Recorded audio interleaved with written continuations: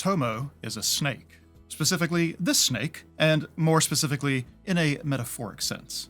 Today we are primarily focused on Tomo, as Episode 9 largely revolves around her, and it employs a pair of metaphors to describe where she is and what she is going through. In Episodes 7 and 8 of Girls Band Cry, we saw Nina in a crisis over the potential breakup of the band due to Momika's intention to quit. In 7, the focus was on Nina's internal state, while in 8 it was external, concerned with Momika's hang-ups and fears. Episodes 8 and 9 present a similar pairing, with Tomo as the one in a crisis over potential breakup. Her pattern is reversed. In 8, the threat is external, as she perceives the Momika-Nina conflict as a danger to the group, while in 9, that we're focusing on today, the risk is internal. It comes from within Tomo and her memories of driving people away with her high standards. To be sure, there is no actual threat of the band breaking up this time, but there is a different risk. The opening scene introduces two important things for the episode: Nina's broken AC and Tomo's dissatisfaction with one of their songs, a dissatisfaction that she does not voice. Amusingly contrasted against Nina being more than happy to share her displeasure. As we'll learn, Tomo is self-censoring her opinion due to a history of causing conflict that disrupts her progress towards going pro, even enough to break up her former band. She is trying to avoid the risk of the band breaking up, as she sees it, and this is especially understandable in the wake of Momika nearly stepping out. The risk, instead, becomes one of not doing what is necessary to hone their group into a band that can actually go pro. Win the battle, lose the war. Tomo's limited life experience and her history of butting heads with others combine to land her in this unenviable situation. She associates band infighting with an impending dead end, but doesn't know how to express herself without causing that infighting. The former is why she kept assuming that Nina-Momika drama meant that things were over, and why she made the claim that if there was a fight, or if things stay rocky, that she and Rupa were out. She has only seen one outcome to band friction. The latter, then, is what causes her crisis for this episode. Not only does she need to express her opinion for the sake of their improvement and the dream of going pro, she needs to personally feel like she can be herself, because she's a human like the rest of us. Most of the episode, she is trying to keep her opinions and feelings to herself, and most of the episode, she looks pretty miserable. That's not because she just needs to be opinionated or else she stops breathing, and it's not just because she knows a song needs improvement. As Rupa puts it, she's become scared to say how she feels, that if she shared her true self, it would ruin everything. If that is her mindset, that her true self ruins everything, then Tomo's misery is rather understandable. I dare say, inevitable. Considering how much of the series has explored the idea of putting one's true feelings into musical performance, speaking one's truth, being one's authentic self, well, Tomo is probably not doomed to persist in this state. But what is the solution? As mentioned, this episode adopts a pair of metaphors that work with one another to illustrate Tomo's crisis and its evolution. The first is obvious. Tomo is a snake. Her own snake, that is, which has a little mini-character arc in the episode, refusing to eat and worrying its owner until near the end, and getting up to a few misadventures along the way. We in the audience can notice the parallels rather easily, as Tomo's malaise and the snake's lack of enthusiasm towards what it's supposed to do are shown alongside one another at various points. After the opening practice scene and credits, we find Tomo in her apartment and are introduced to the problem of the snake not eating its egg, and it's given a sense of urgency when Tomo tells her pet that it will die if it doesn't. Immediately before that, Rupa had asked why Tomo didn't speak up about Momika's song if something about it was bothering her. In fact, at that moment, the snake encounters the egg, but goes around it. As if inspired by her pet's actions, Tomo will likewise evade Rupa's question, saying she had no reason, they were fine. Just as the snake will turn away from the offered egg to hide in part of its enclosure, Tomo changes the subject to the snake and stays faced away from Rupa, who, in this metaphor, is the one offering her the egg to eat. Both pet and owner have the same problem. They refuse to open their mouths to do what they need to do, eating the egg to survive, or voicing the concern for the dream to survive. We get that parallel again in Subaru's apartment. Nina wants to play cards with everyone, a bonding activity, but Tomo withdraws to another room. Like a perturbed snake herself, Tomo seeks the quiet dark, and even curls herself up after the human fashion. She'll remain in this position in a later scene, when she again tries to feed the egg to no avail. Though the Crunchyroll translation for the line here is, "You're non-assertive, aren't you?" It was suggested that something like, "You're a frustrating one too, aren't you?" might be closer to the mark. And considering her slight pout and sigh before saying so, frustration does seem like the emotion Tomo is experiencing. And there's a change in connotation as well, that she's aware she is vexing the others as her pet vexes her. She's rather deliberately comparing the two of them in this instance. It's not just Tomo either.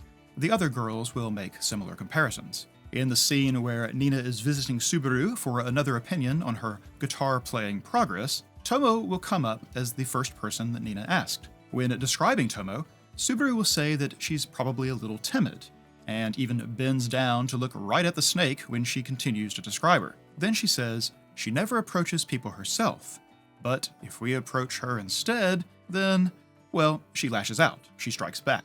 That is also the way you would describe most species of snakes. They're not looking to engage with people by default, they hide or sit still. But if you do decide to get up in their business, then you're going to get a response with some teeth to it. And in fact, Subaru doesn't want to hear Tomo's opinion on her drumming, knowing full well it might include biting commentary, and so she doesn't approach, she doesn't ask. Rupa makes a rather direct comparison close to the end, when the snake does finally eat the egg, and Tomo's relief is palpable. They're ostensibly talking about her pet in this conversation, but Rupa says, no matter how scared you are, you won't get anywhere if you're just watching. Sure, the snake can't eat the egg by simply watching it, but that's a rather cryptic way to put it if she's only commenting on the snake's behavior. And in fact, Tomo seems to know who she really means, asking for clarification. Rupa's answer is to suggest they go for a walk, which starts the scene where she leads Tomo to see that Nina continues to practice despite what she had said. Nina is unfazed, maybe even working harder. Tomo doesn't need to be so afraid that she just watches. We might also suggest that Tomo shares another quality with snakes in general. They're polarizing. Some people have very adverse, very emotional reactions to snakes, as Momaka demonstrates rather unequivocally. Good thing rhythm section Rupa saves the beer and breaks the panicked stalemate. RIP to the door, though. Likewise, some people do not take criticism well, and those that do might still not handle Tomo's brand of delivery. Our frequent excursions into her memories show us the animated reactions of her former bandmates to her critiques. While they react with anger rather than fear, there is still that same extreme edge, a response that is drenched in high emotion. Tomo is polarizing. An aside, but I like the choice of having her bandmates' faces scribbled out in her memories, as they are similarly obscured on her poster. In one sense, their identities do not matter to Tomo. She doesn't need specific bandmates for what she wants, just competent ones. She is sort of the opposite of Diamond Dust and their original goal in this way. She likewise is the one most resisting interactions with the others that aren't specific to the band's advancement. As she says to Nina, "Why do I have to hang out with you when it's not even for practice?" Now, maybe the former bandmates are also scribbled out in her memories as a self-defense mechanism, that she doesn't want to remember their angry expressions or their accusing stares. Either way, she has blotted out the actual people, and all that remains is the lesson she thinks she's learned from their interactions. Now, pragmatically speaking, too, their scribbled faces make the blend of 2D and 3D characters a little less jarring, but let's pretend that this was purely an artistic choice. Now, back to the polarizing nature of snakes for a moment. But would you have guessed that 4 out of 5 members of a girls' band would be completely cool with a snake roaming freely in their midst? At the very least, Momaka is shocked at the situation, exasperatingly asking, how can all 4 of you be fine with snakes? If we are drawing a parallel between reactions to snakes and reactions to criticism, though, then we might equally find it unusual to find a group where the majority are just as cool with being critiqued. Tomo believes as much, going by her conversation with Rupa near the end. Rupa implies that Nina asked their opinion because she wanted to improve, but Tomo insists that's what they all say, that they're serious or they want to improve, but they just want compliments or to do whatever feels good. She would be as skeptical of a band full of people who welcome criticism as Momaka is towards the other's comfort with the presence of the snake. By the way, I do want to note that Momaka, being the one that is freaked out about snakes, is the right choice here.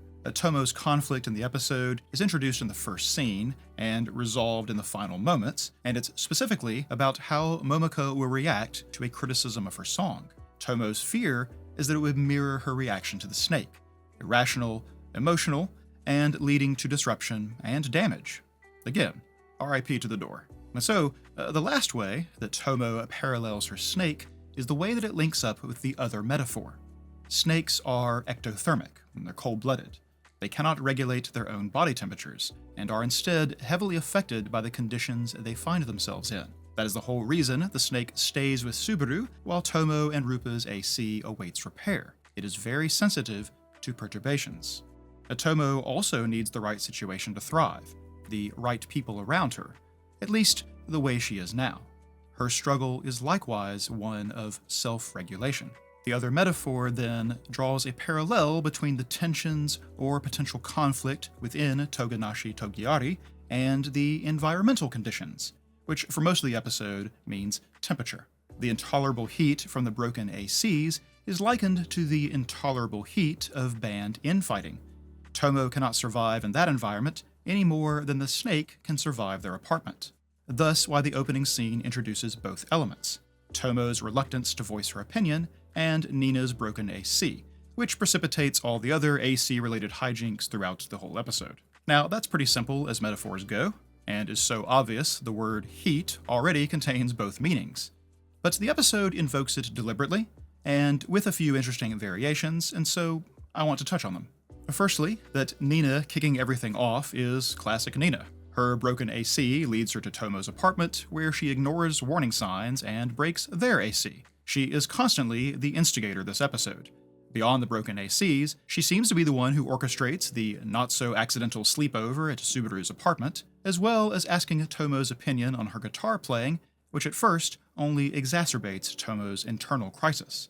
But of course, this is nothing new for Nina, whose relentless pursuit of Momaka's past and opinion concerning Diamond Dust caused all sorts of emotional upheaval, and her determination to go pro risks driving Momoko off and wrecking the whole affair.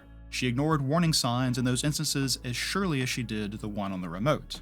Nina turns up the heat, and Tomo has trouble dealing with it. See, for example, the band name brainstorm in episode 7, when Nina suddenly gets animated about Momaka's snide remarks, and Tomo immediately shouts at her about bothering the neighbors. The same accusation she makes this episode when Nina is stealing their cool air through the mail slot, which is especially silly since Tomo is the one yelling. What she really means is, stop bothering me. In episode 8, when Nina refuses to back down about announcing quitting cram school on stage, the spat with Momaka grows more heated, and Tomo's first instinct is to withdraw back to the van. And when Nina is dropped off at Journey's End, Tomo immediately pipes up to say that they're finally freed from this tension. Of course, that Tomo herself causes tension is the great irony in all this, but Tomo is well aware of this tendency, and why she is trying to keep her opinion to herself. Some of Tomo's problems with Nina are simply that the two of them are a lot alike, and it is well said that the qualities we most dislike in others are the ones we possess ourselves. So while Nina causes the cascade of literal heat issues in the episode, it is actually Tomo who has created heat for herself by not voicing her opinion in the first scene. Fearing she might create adverse conditions in the band by criticizing Momaka's song, she has instead created those conditions within herself.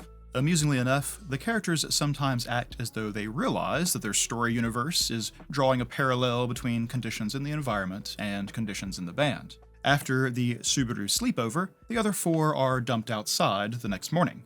Now outdoors, Nina remarks that it's so hot. But Tomo and Momaka immediately both ask, rhetorically, whose fault that is, while pointing at Nina and Rupa. Well, that's silly, right? It's hot because they're outside in a warm month. It's not anyone's fault. Except, of course, they don't mean the temperature, but the circumstance. Momaka's reaction to the snake, the fight over the door, and Rupa's solution are why they have worn out their welcome with Subaru and her AC. But Rupa comments that they all get along so well, which the other three protest. At any rate, as Nina says, it's still hot. That is, the discomfort persists for Tomo. For another instance, let's skip to almost the end, when Rupa has asked Tomo to go on a walk with her.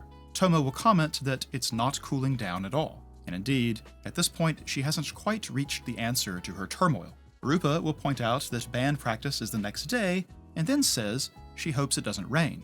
Again, what does rain have to do with band practice? Nothing. She means she hopes it isn't adverse conditions in the practice room, that it won't be a stormy environment because of Tomo's criticism of Nina's playing. And Tomo understands that Rupa is being metaphoric, since her response to the rain comment is to insist that she isn't wrong. She said Nina was bad because she is. And then Rupa drives at what she's trying to get Tomo to understand. She'll ask why, if Nina is bad, but why did you tell her she could play on stage? And she explains about Nina wanting to play with Momika. Rupa says that's why Nina asked her. She wants to improve, which leads to Tomo's rant about people not really wanting to improve that we've touched on earlier. At the end of that, though, is Rupa's ploy laid bare, as she has walked Tomo to where Nina practices her guitar. They watch a moment and see Nina's mistakes and frustrations, but also that she gets right back to it. This is when Rupa tells Tomo what I think must have been the real reason she wanted them to join up. When watching the trio's concert, she realized these people are serious. They give their all on stage, and she thinks that's all Tomo is looking for too. They are, in fact, looking to improve. Criticism is welcome, and even brutally honest criticism like Tomo dispenses is not enough to deter them because they are serious about it. Thus, when Nina notices them and Tomo yells at her that she sucks, Nina's answer is simply that she's going to get better. I like that Tomo repeats it again to herself, that Nina sucks, as though amazed it didn't turn into an ordeal. She can say things like that without anything ending. And now she'll take that understanding into the final scene and tell Momika that the song is boring and thus resolve this whole thing. But there's one more scene I want to go back to, as it adds a little interesting complexity to this metaphor. Later in the day, after Tomo's outburst at Nina, when she told her that she'd never be good enough, we catch up to her at their apartment, curled up again on the threshold of the balcony. Rupa offers her a popsicle and says it's gotten cooler, which Tomo questions. Metaphorically then, Rupa is suggesting that the problem of heat, the condition in which Tomo can't survive, has improved. And I imagine she was referring to the encounter with Nina. But Tomo doesn't see it that way, hence asking if it really has gotten cooler. The end of the scene echoes this in a more literal way, as Nina will text Tomo to thank her for today, and seeing that, Rupa says Nina was happy, but Tomo insists that of course she wasn't. Rupa believes the situation is cooler, and Tomo disagrees. It's the middle of this conversation, though, that's really interesting to me. Rupa will say, it's good to go without the AC from time to time. You can feel the temperature change gradually on your skin. Applied to the metaphor, then, Rupa is suggesting that it's good to go without something like AC. That is, something that artificially creates an agreeable environment. An artificial absence of tension, such as the one Tomo is attempting to create by withholding her opinion on Momika's song, is perhaps not such a good way to be all the time. This is actually a recurring idea from Rupa.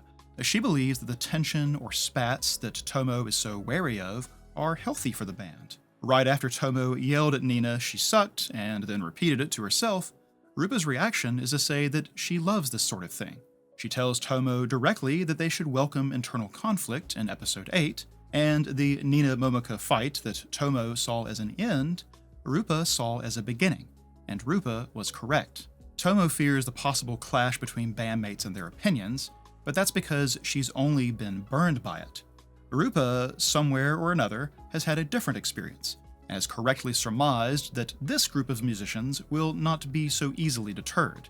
She needs Tomo to understand it as well, for her and the band's sake, and luckily Nina provided a rather convincing example. In other words, Tomo, the ectothermic snake, needs to be in the right environment to survive, and the right environment is this group of serious musicians.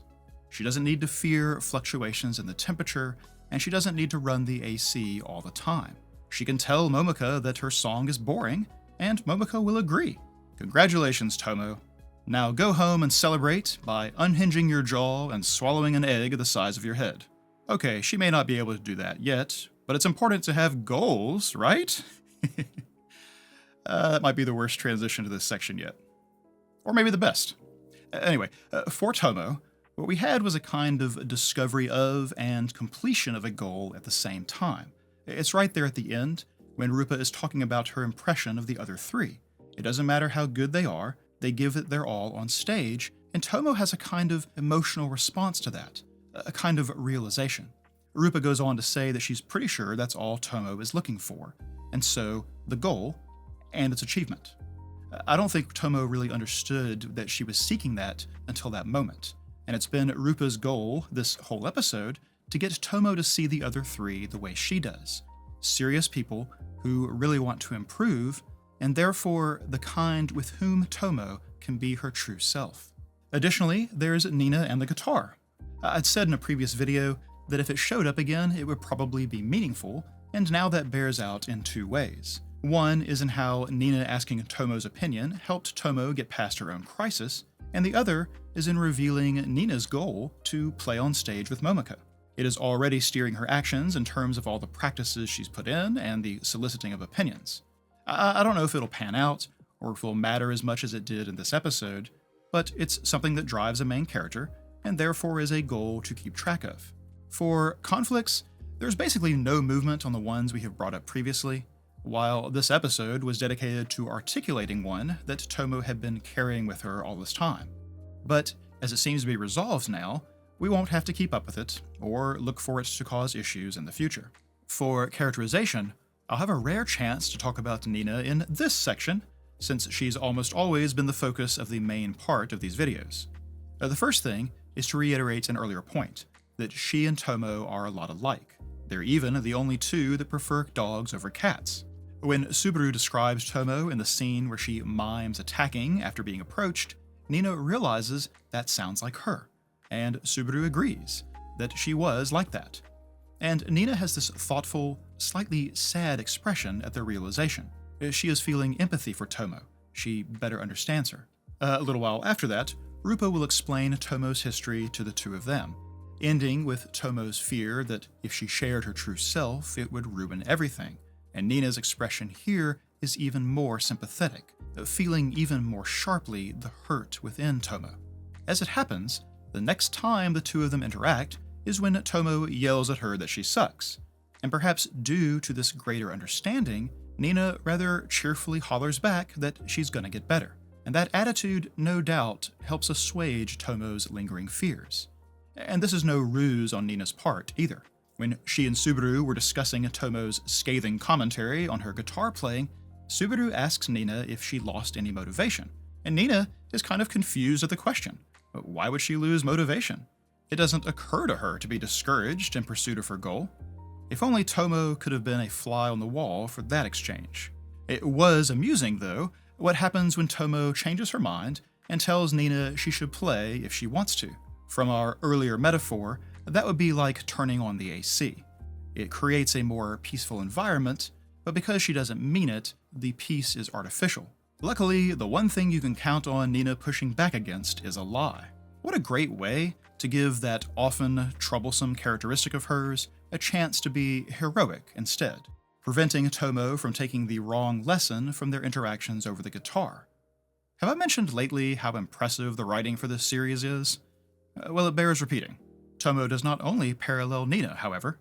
The person she fears conflict with in this episode is Momoko, and as we mentioned in a past video, each of them was the key person in their original groups, the songwriter and de facto leader.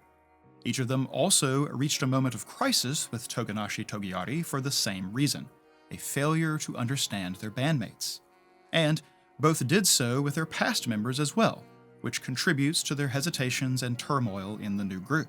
Each becomes far more comfortable once they better understand. Momoko needed to learn how dedicated the others were to going pro, and how successful they already were, and Tomo needed to appreciate how seriously the rest of them approach improvement and effort.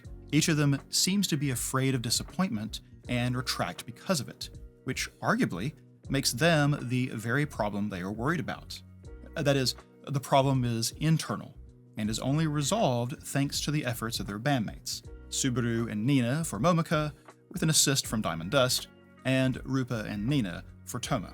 So let's last mention Rupa, tireless rhythm section member keeping the group in sync. Her strategy in this episode is quite like the one in episode 6. She doesn't argue with Tomo or force the issue, but she touches it, here and there, coaxing Tomo towards a situation where she has enough pieces to reach a decision herself. She appreciates that Tomo will retract from an actual confrontation, and so that is never her tack. But she also doesn't let her completely hide. For example, when Nina is asking their opinion on her playing, she won't let Tomo pass the buck to her. She wants Tomo to be the one who weighs in.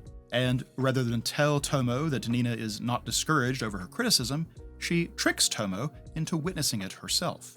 Learning that Rupa agreed to be her guarantor for the apartment adds a little to our understanding of Rupa as well.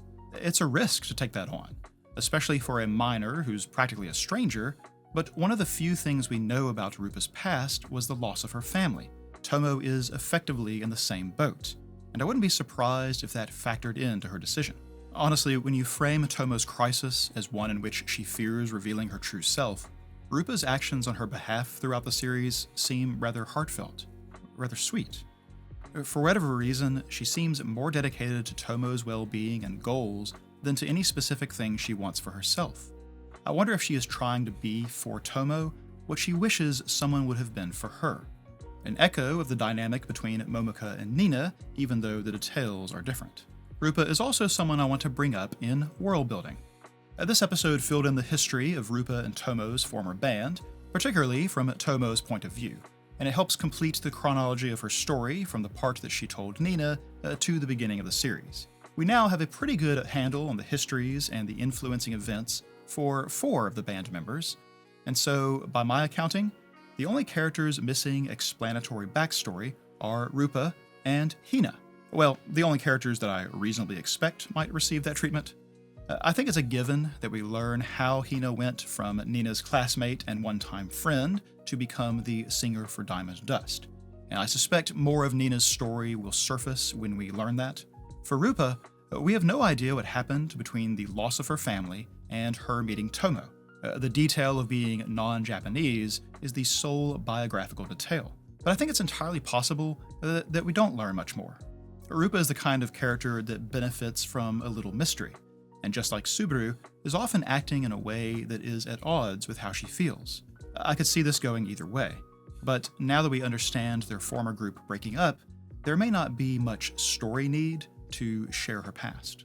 Outside of that, the only information added this time is the song they are working on in the first and last scenes. They are specifically trying to get it ready for the festival, which they see as a critical stepping stone on their journey towards professionalism.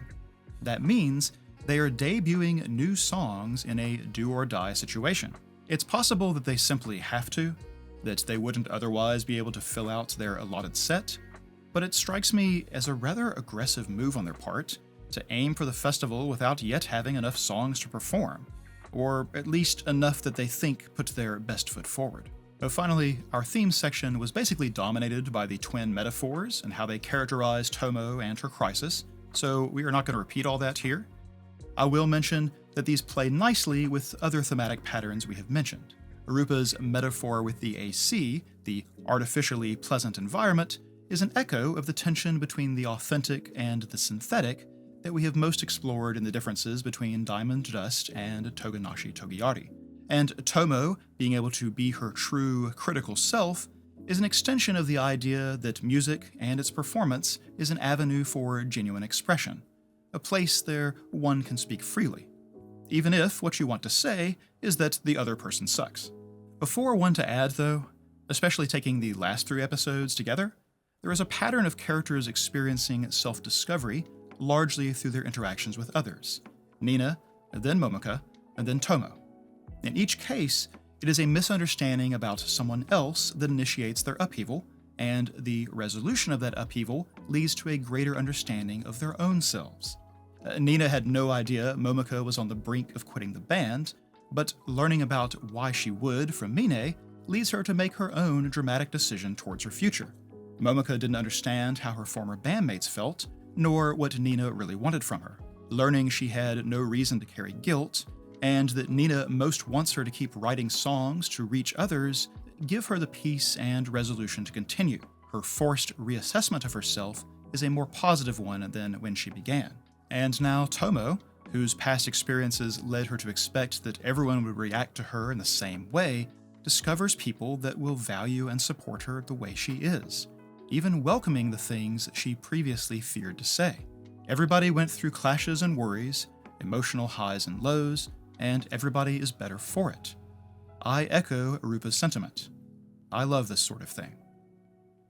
That's all for this week. See you next time.